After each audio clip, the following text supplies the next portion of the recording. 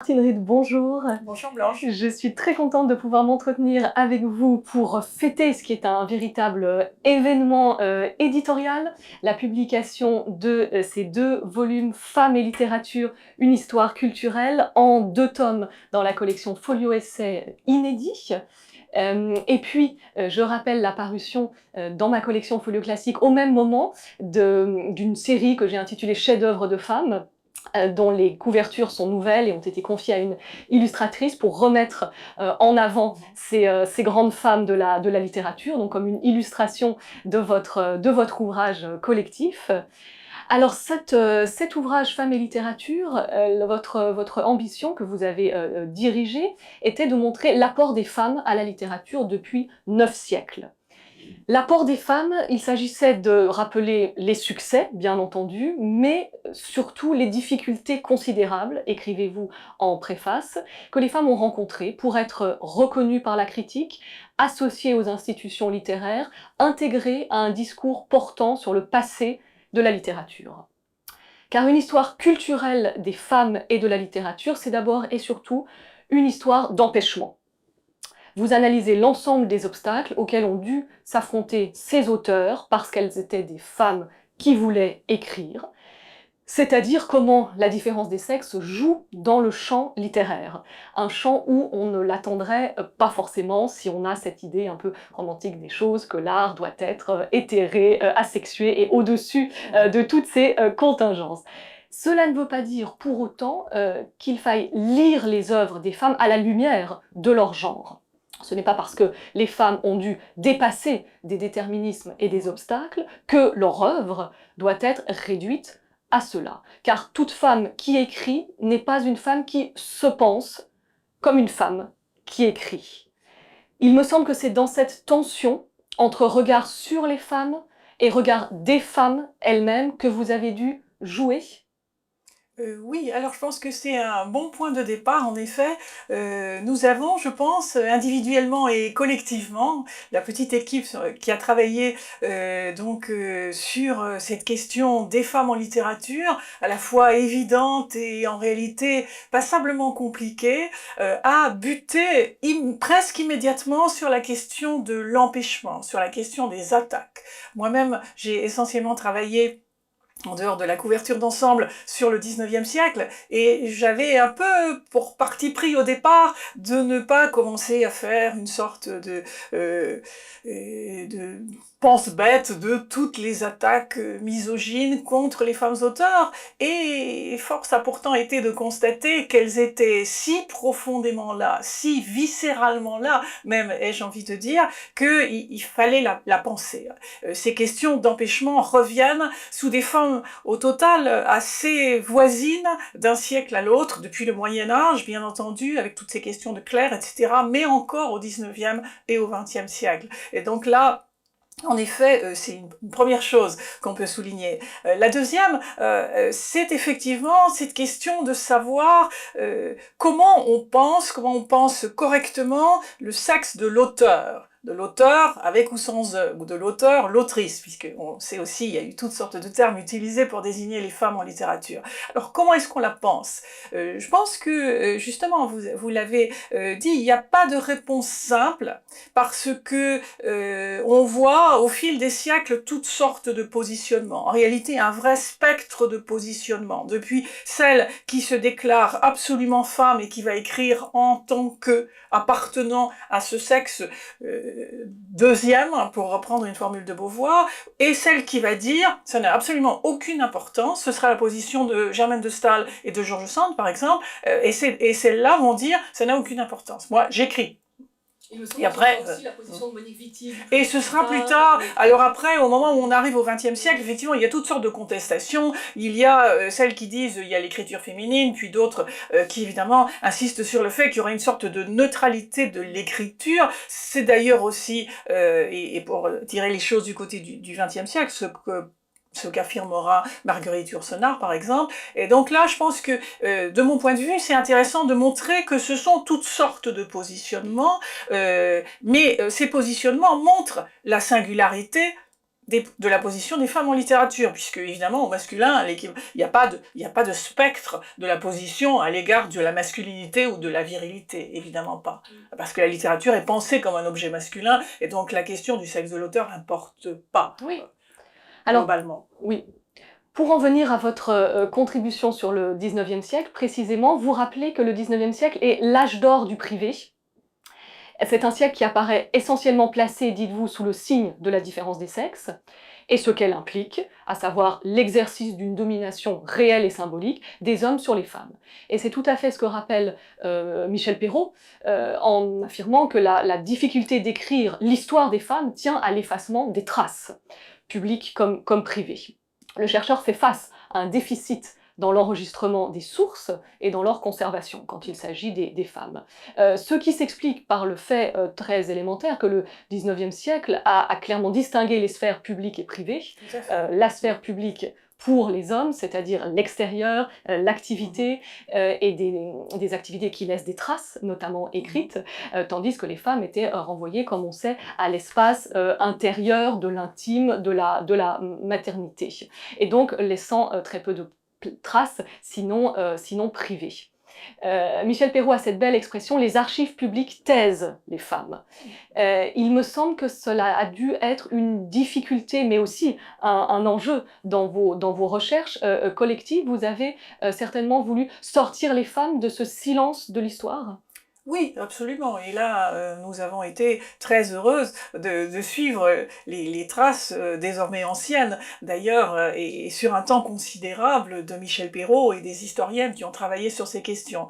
C'est vrai que si je ramène les choses au seul 19e siècle, je me suis rendu compte qu'il y avait énormément de questions qui n'avaient jamais été ni pensées, ni théorisées, ni historicisées, ni même documentées.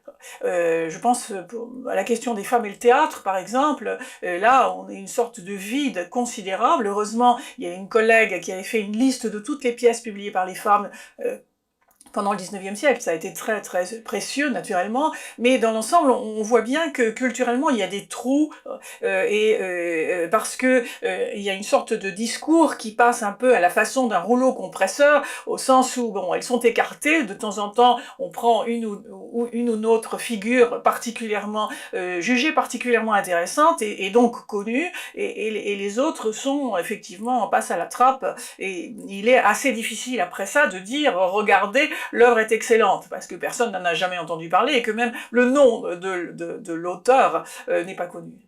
Il y a aussi quelque chose qui me frappe au 19e siècle, sur lequel vous revenez, c'est qu'on a souvent tendance à cette époque à réduire les femmes à la femme, avec un F majuscule, et comme le fait par exemple Michelet, même s'il idéalise la femme, mais voilà, la femme avec comme une entité presque abstraite, à vrai dire. On ne veut pas trop en savoir. Donc comment écrire une histoire des femmes quand on a toujours parlé que de la femme ou que des exceptions.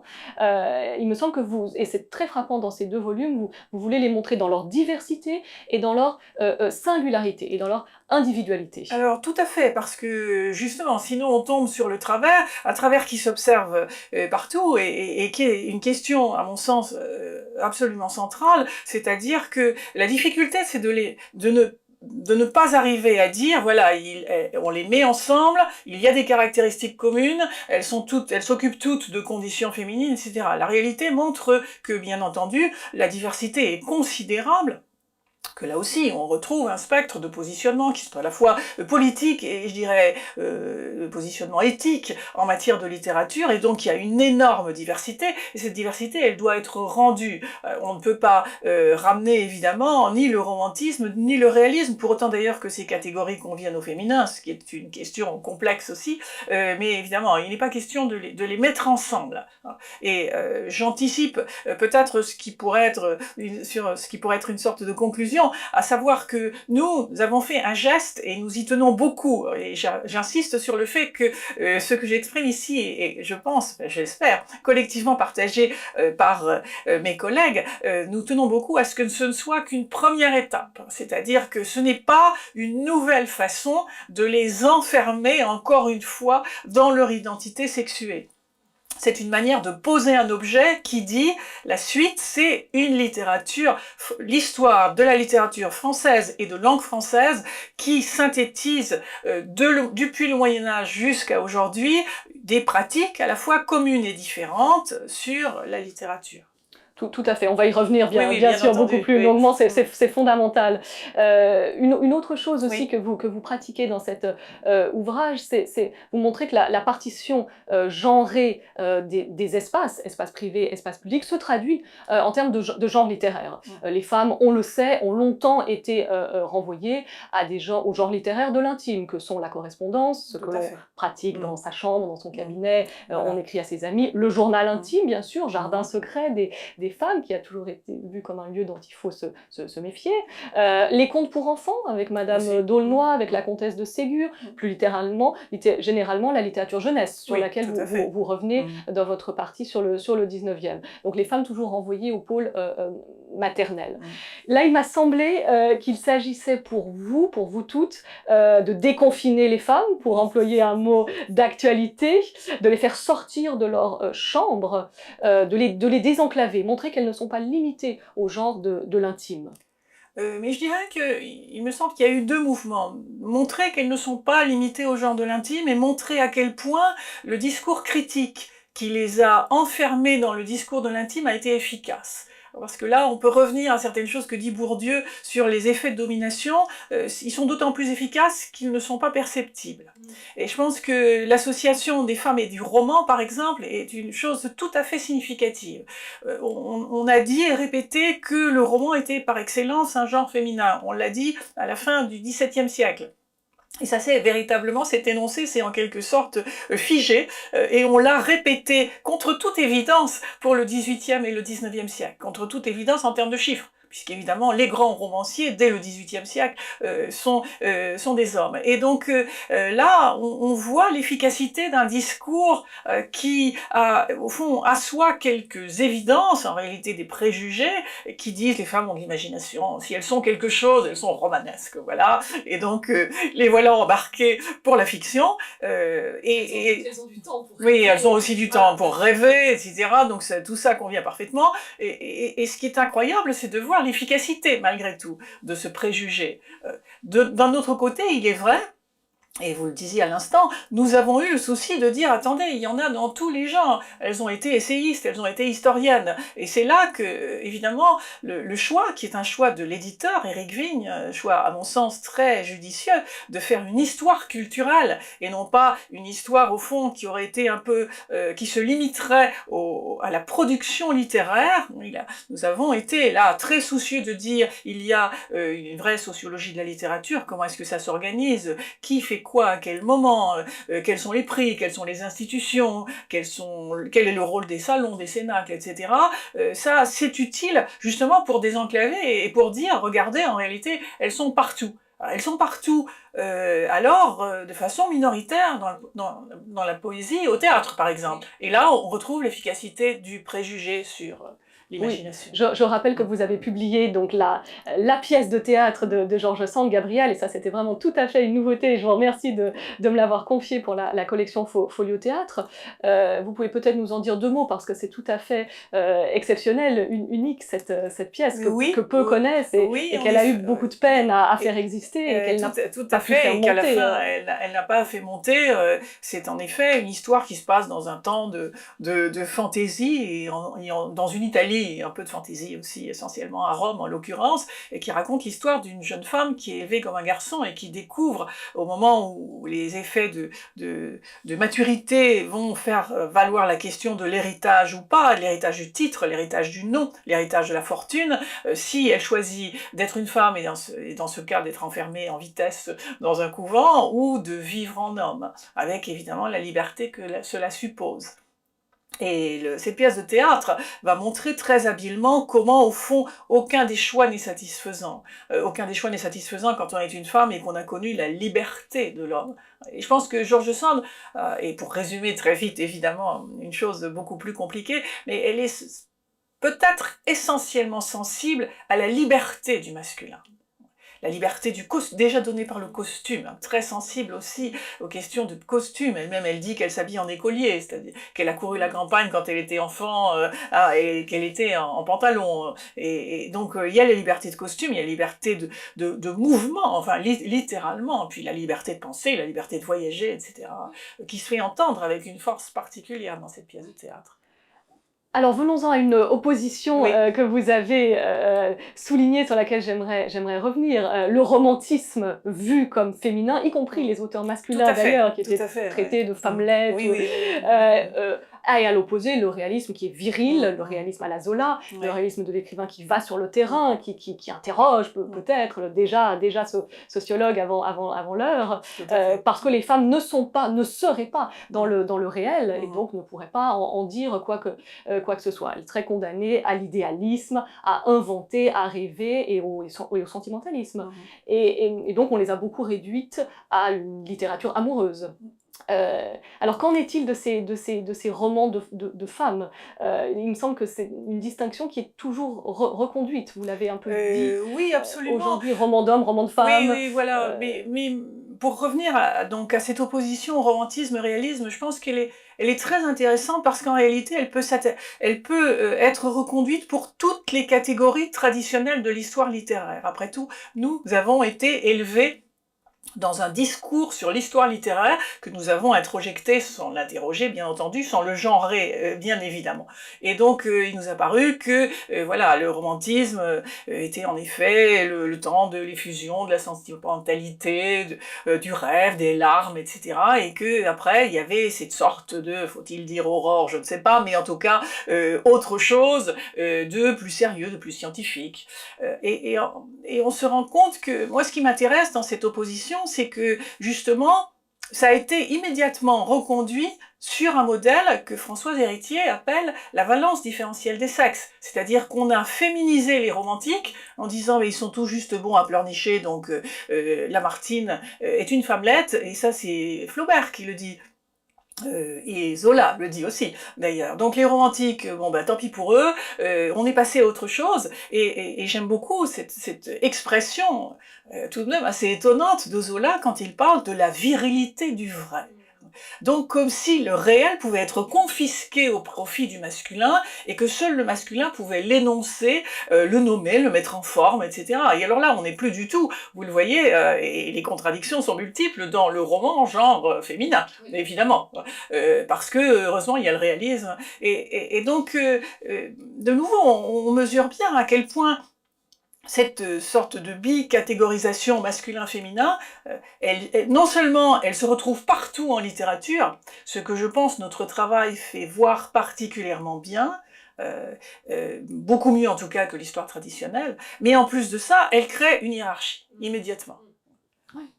Autre chose qui me frappe en lisant ces deux volumes, c'est le nombre d'auteurs que l'on ne connaît pas, le nombre de noms qui apparaissent tout à coup. Il est vrai que l'histoire littéraire, mais aussi l'édition, et là je dois faire aussi mon examen de conscience, s'est focalisé sur des grands noms. Les chefs-d'œuvre de ces grandes femmes, c'était déjà bien, c'était déjà très bien, mais il est évident que ça ne suffit pas. Ce sont toujours les mêmes figures, les mêmes grands noms de femmes que l'on retrouve dans les programmes scolaires. Donc chaque époque est réduite à quelques grands noms, Marguerite de Navarre pour le XVIe, voilà, Christine de Pisan au mieux pour le Moyen-Âge, etc. Et puis toujours George Sand, et puis toujours Madame de Staël, etc. Il me semble que les femmes ont longtemps été condamnées à être des exceptions, sans doute parce qu'il fallait, et c'est encore le cas dans la société aujourd'hui, qu'elles soient plus fortes que les hommes, on le sait, pour s'imposer. Il me semble que nous sommes actuellement à une époque où il s'agit de revaloriser toutes celles que ces grandes auteurs ont invisibilisées, malgré elles, c'est-à-dire un rééquilibrage, faire apparaître, faire émerger des auteurs longtemps considérés comme mineurs, mais qui ne le sont pas. Et c'est ce que vous avez fait dans votre série Femmes de lettres en folio 2 € avec des textes courts de femmes pas si connues, pas toujours. Et c'est ce que j'essaye de faire avec vous et avec d'autres pour Folio Classique. On est à cette époque-là. Oui, tout à fait. Tout à fait importante et excitante. Je pense que c'est très intéressant de voir que souvent les historiens de la littérature, y compris jusqu'à aujourd'hui, ont fait valoir que les femmes, les œuvres de femmes, bien sûr, il y en avait, mais d'abord on ne savait pas combien exactement, ensuite et logiquement c'était des œuvrettes, enfin des petites choses comme ça, et qui avaient heureusement ce que vous appelez les exceptions. Or, l'histoire littéraire est tout simplement pleine d'auteurs mineurs. L'histoire littéraire est essentiellement constituée d'auteurs mineurs, parfaitement mineurs. Et de loin en loin, parce que justement le génie est rare et que les très grandes œuvres, comme dans toutes les pratiques artistiques, les très grandes œuvres sont rares. Donc de loin en loin, il y a des exceptions. Il y a moins de femmes que d'hommes, pour toutes sortes de raisons évidentes, mais tout de même, l'exception ne constitue pas le discours de la littérature. La littérature, c'est un vaste terrain ou terreau où chacun publie un certain nombre de choses et puis sur le moment l'œuvre est plus ou moins bien reçue, après elle a son histoire aussi, la réception a son histoire, mais donc la question du caractère mineur de l'œuvre doit être balayée puisqu'elle n'a pas de sens. En revanche, il est vrai que par un discours qui invisibilise, vous l'avez dit vous-même, au fond la grande majorité des œuvres de femmes, on a l'impression dès qu'on exhume un texte ou un nom, qu'on va chercher quelque chose d'extrêmement rare. Évidemment, en cherchant un peu mieux, on voit que ce n'est pas le cas. C'est très important ce que vous dites et très rassurant pour moi, éditrice, parce que c'est toujours un problème qui m'habite. Parce que c'est l'argument qui revient. Est-ce que cette sorte de discrimination positive, affirmative action ne va pas nuire à la cause? Est-ce qu'on ne va pas survaloriser des auteurs mineurs? Mon Dieu, on a aussi beaucoup survalorisé des auteurs masculins mineurs. Absolument, et en nombre. Et la conclusion de tout ça, c'est qu'il ne faut évidemment pas réduire la littérature, à commencer par la littérature classique, au chef-d'œuvre. Sinon, on aurait un tout petit... Et on est enchanté de lire des chefs-d'œuvre, la question n'est pas là. Mais il y a bien d'autres choses. Alors j'en viens à la grande question que vous posiez d'entrée de jeu. Nous sommes au temps de la visibilité des femmes, qui est un temps de transition, vous l'avez dit. Vous envisagez dès l'introduction du tome 1, et ça je trouve ça très fort, ce que vous appelez l'autodissolution des volumes que l'on tient entre nos mains. J'ai beaucoup aimé cette expression. Un temps viendra, vous le dites, vous le souhaitez, où une telle histoire littéraire des femmes sera inutile, parce qu'elles auront été intégrées à l'histoire littéraire tout court. Et c'est ce que vous affirmez également dans la conclusion de votre partie sur le XIXe siècle. Les femmes en littérature revendiquent une réelle liberté d'expression, une égalité à toutes les étapes de la création, et, en point de fuite, le dépassement pur et simple de la différence des sexes. Ce que le XIXe siècle fait entendre, revendication que le XXe tente de réaliser. Qu'en est-il aujourd'hui, et surtout, comment passe-t-on d'une étape à une autre? Je pense que c'est pour ça que c'est un souhait que j'aimais, mais c'est un souhait collectif, j'y insiste beaucoup. En fait, la chose est assez difficile, parce qu'elle suppose réellement qu'on genre, puisqu'on utilise désormais ce verbe copié de l'anglais, qu'on genre les démarches en matière littéraire, tous les enseignements en matière littéraire, toutes les catégories pour penser la littérature.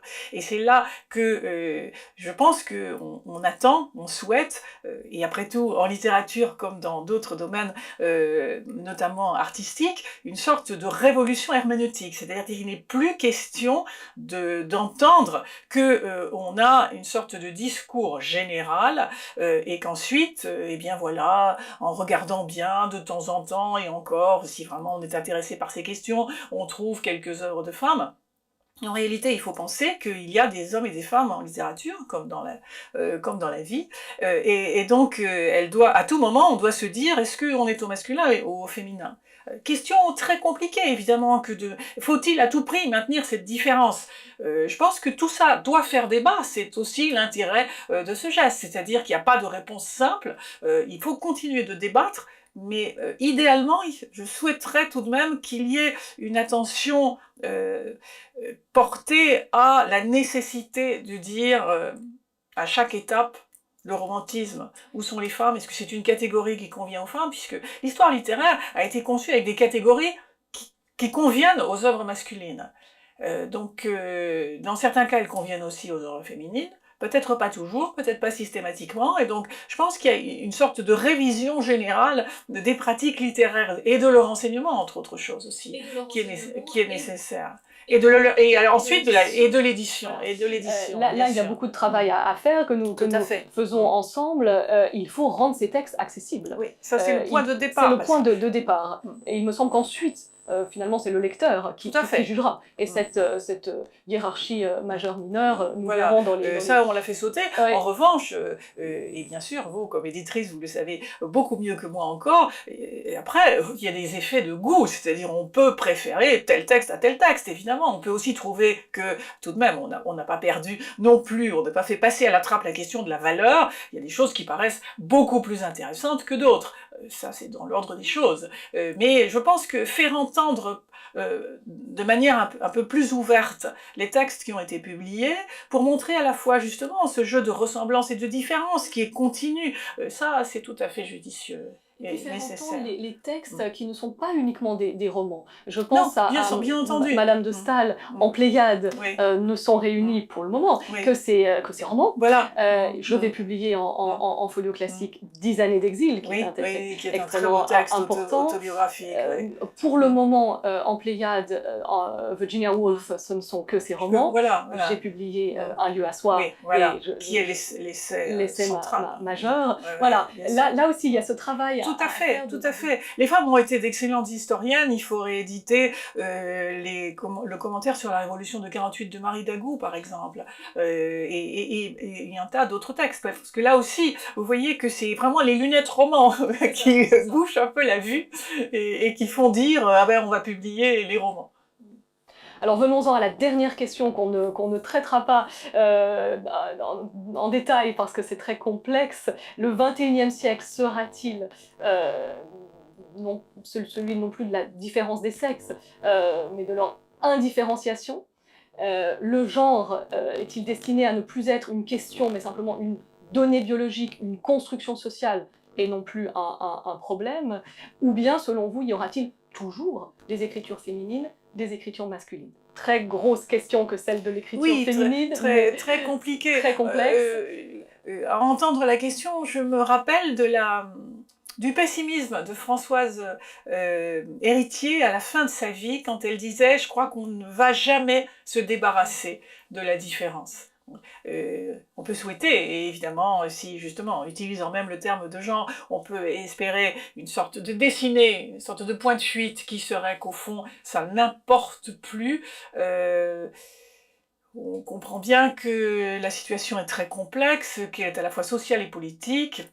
On voit comment ça se passe dans le monde, et les situations sont quand même très contrastées, et donc je pense que à ce stade, on peut au moins se dire qu'on travaille à faire entendre d'abord le discours de la différence, dans un souci qui serait qu'à la fin on soit débarrassé de cette chape de plomb, mais avec quand même quelques